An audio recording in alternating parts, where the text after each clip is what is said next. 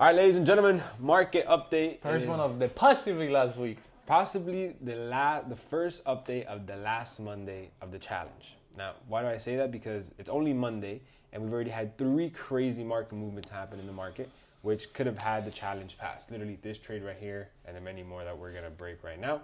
So the account right now is still at the exact same 31,000. 31,000. Don't mind, my screen broke. It's 2:40 in the afternoon. Long story. I fell asleep last night, like at 5 in the morning. So, David, please take it away. Let's start. So, to begin with, we have CAD JPY. This is one of the crazy moves that we had that we missed. Basically, as simple as that, we missed because we were asleep.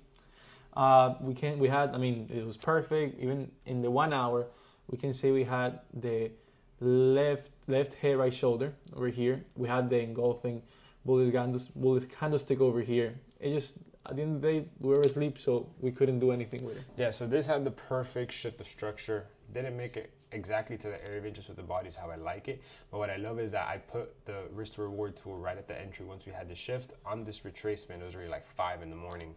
I'm like, bro, I'm done. And as soon as we fell asleep, gave us the perfect bullish engulfing confirmation, and we missed the trade. Sometimes waiting for too many confirmations, you can miss a trade. Sometimes you could avoid a loss. It is what it is. It's part of the game, but it's better to be safe than sorry, especially if we're going to risk 100% on the trade. So this is a perfect example of a perfect trade that we could have caught, but we simply just missed. Did not, yeah. Now, JVP CAD, basically the moment that we're right now, we're just waiting basically for the break and the retest into this area of interest. And as well, we're waiting for the daily time frame confirmation. Okay, basically what we're doing over here is the same thing. We're waiting for the week retracement of the daily time frame so we can, again, the same thing. We can wait for a break and retest so we can buy. Easy. Now, Euro USD is interesting because Euro USD, we have left head, right shoulders on the top, and yes, it's a high risk counter trend trade. I don't really like them. I don't really like them that much. I know you told me to enter on this area over here, but again, I don't know. I feel comfortable when I like to wait for more confirmation. And last night at around like 1 in the morning, I was telling you this is the perfect area after the head and shoulders. We have a break under the area of interest. The worst that can happen is we have a retracement and then we sell. Stop losses pretty decently placed above this area here.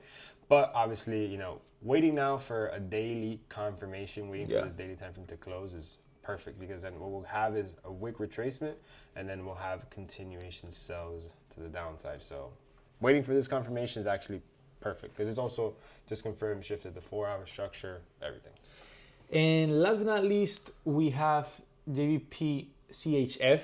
I don't know. I was analyzing this one, and I think it's extremely high risk. I don't know what you think. Yeah, so GBP-CHF, honestly, it's at the lowest point it's been historically. So if you guys go watch the Sunday swings, you guys can tell that this low down here is the lowest that we've ever been in this market. I can literally go back 25 years, and it's just never been this low again. So right now, we are literally almost at that lowest point that we are right now. And you can tell that the daily time frame is having a reaction from this area, how we've had it in the past. So last time we were down here, we actually caught buys here. Yes, they were counter trend trades as well because the 4-hour time frame was bearish, lower high, lower low. But I saw very clean break retest, a shift of structure to have the move back up because we're simply at the lowest point we've been. We're supposed to have a reaction from there. And right now, we're basically at that exact same point. So if we can get a clean daily break above this area how we are now, a clean retest how we could potentially have pre-London session or even during London session, it would make sense to take this buy. So we're waiting on that. GBP NZD, no break retest under, no sell. AUD CAD was an absolute beauty. It had the full retracement into this area. The wick retraced perfectly into my entry point, gave us a 1 to 2 risk to reward. It is what it is. We missed the trade.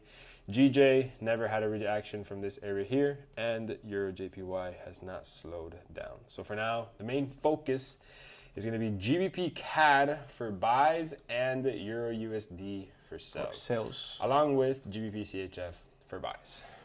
So interesting. With that being said, ladies and gentlemen, it is 2:45 in the afternoon. We should check back in a London session. I'm going to try and catch up on some sleep, because London session is going to be... might be brutal tonight. Might be brutal tonight. See you guys later.